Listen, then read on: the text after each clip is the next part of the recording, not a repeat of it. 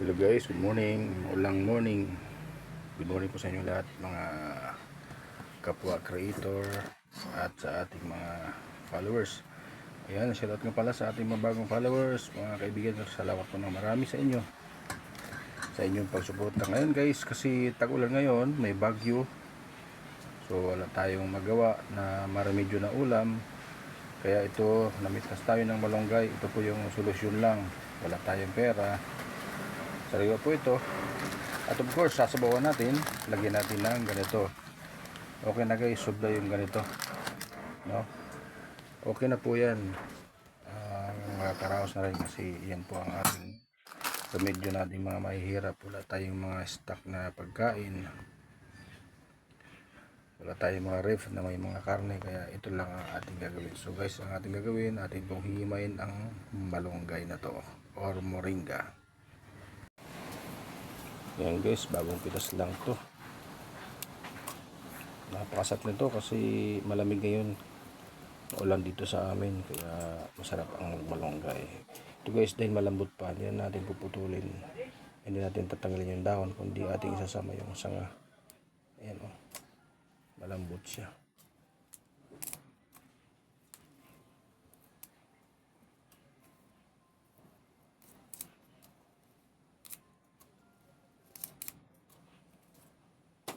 Ayan guys,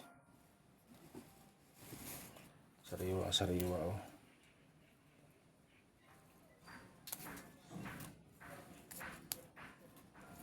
Sarap to sa tinulang manok mga guys, tsaka sa isda na sinabawan. Napakasarap na to.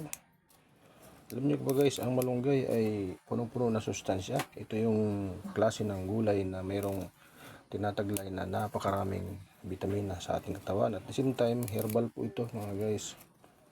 Kung kayo po ay may mga karamdaman po dyan, kagaya ng UTI, ay maglaga lang kayo ng malunggay. Inumin nyo guys, nakakagamot to.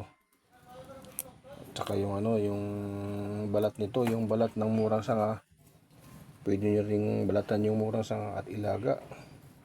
Ganito guys, hindi na natin to anuhin kasi malambot po yung sanga.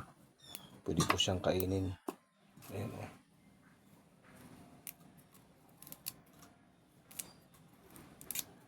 Ito lang guys ang ating remedyo na ulam dahil wala tayo, hindi tayo makapunta sa dagat dahil sa mga panahon may bagyo kasi mga guys. Kaya ito lang guys, sapat na.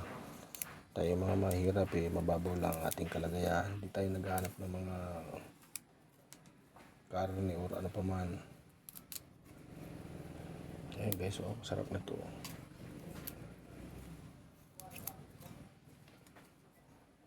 Sapat na to guys.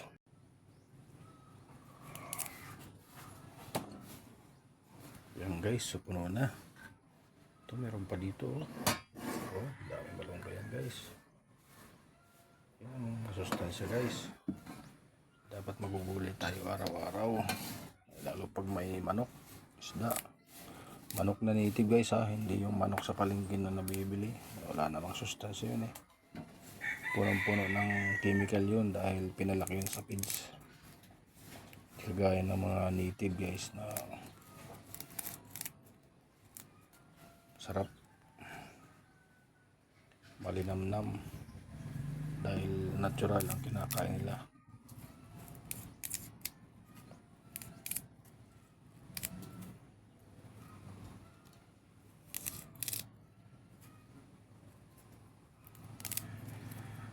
Ayan guys, thank you for watching. Ayan, yan na po yung ating panlaban mamaya. Ayan guys, yan ang ating titirahin. Ulam natin, sabaw-sabaw kasi tag-ulan para maalis ang lamig. Thank you for watching guys. Sana meron kayo natutunan na pag kayo masipag magtanim-tanim sa inyong mga paligid, meron kayong aanihin na malunggay o gulay, okra or ano pa bang gulay na pwede yung itanim, ay magtanim po tayo. Papaya, yan, marami kayong papaya kaso wala pang bunga. Ayan guys, marami ito. Ayan. Ayan, so dalawang baka ang ilalagay natin dito para dalawang ulaman. Thank you for watching guys, and God bless po sa inyo lahat.